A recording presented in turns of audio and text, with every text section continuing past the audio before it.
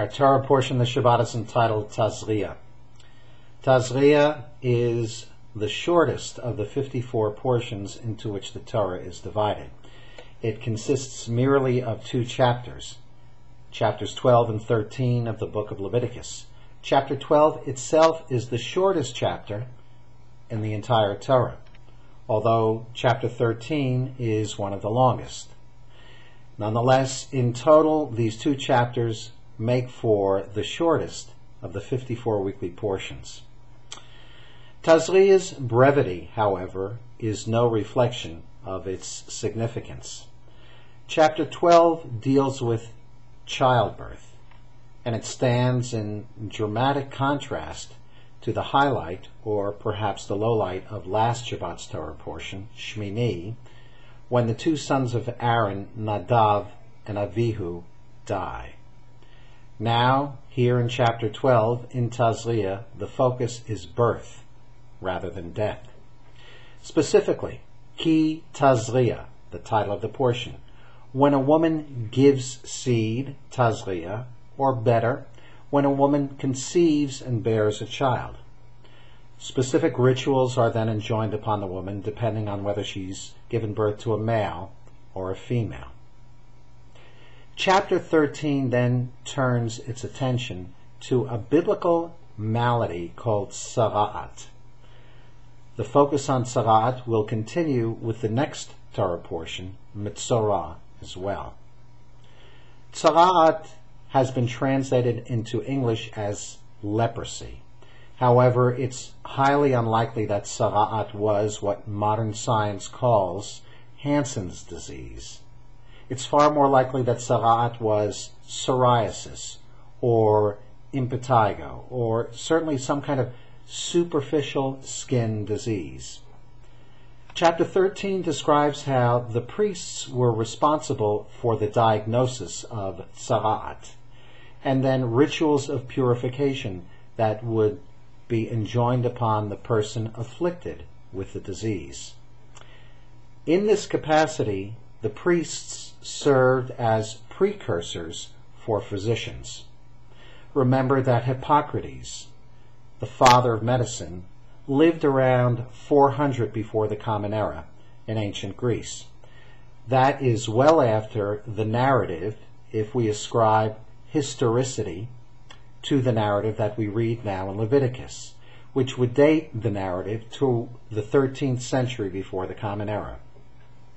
Or if we ascribe to the modern scholarly hypothesis that this passage is part of the P, or priestly document, that was redacted, added into the Torah scroll as we know of it as today, then it is dated around the 7th or 8th centuries before the Common Era.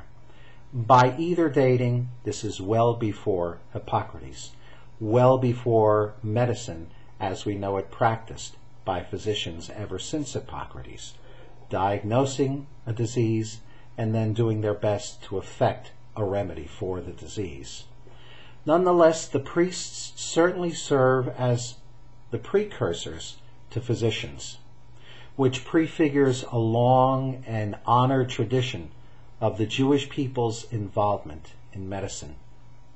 Some of the great sages of the Mishnah and the Talmud earned their livelihood as physicians, among them a Rabbi Ishmael. The great rabbi philosophers of the Middle Ages also earned their income through the practice of medicine. Foremost among them was Maimonides.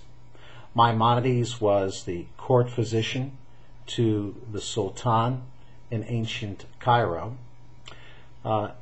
He wrote the authoritative medical treatise on the subject of poisons and their antidotes, which remained the authoritative treatise on the subject until modernity. Altogether, he was as renowned a physician as he was a rabbi and philosopher.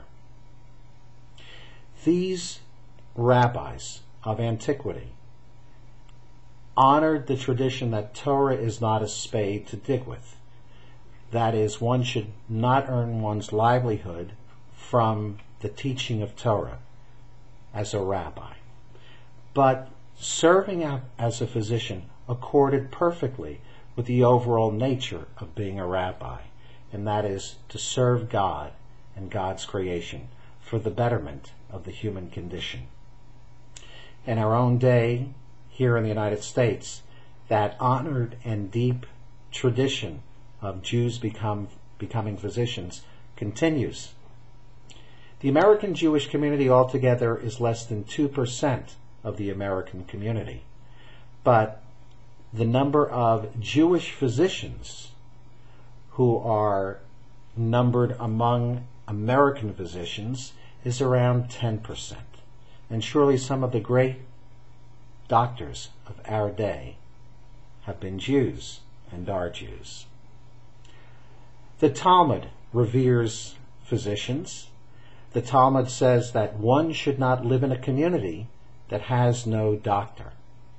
The Talmud also counsels that a doctor who charges nothing is worth nothing. But the Talmud also has a somewhat cynical view as well as a positive view towards physicians.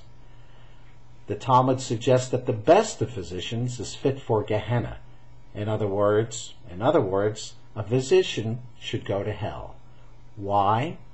The Talmud believed that physicians rely too heavily on their medical practice and not enough upon the healing power of God. That's not to discourage medical practice in the least, certainly not from the perspective of the rabbis of the Talmud to begin. The question was one of balance, the practice of medicine and the significance of prayer. Jewish tradition teaches us that the Shekhinah, the divine presence of God, resides at the head of the sickbed, and that we should pray for the sick. Jewish tradition, therefore, would teach us that we should rely on both the healing powers of the physician and the healing powers of God. This is yet another aspect of the beauty of Judaism, that we in covenant with God are empowered not only to serve God as subservients, but as partners, that we have our own gifts and our own abilities to offer, above and beyond those of God, to improve the human condition. May all of us strive for that balance. Come study Torah at Temple Emmanuel. Shabbat Shalom.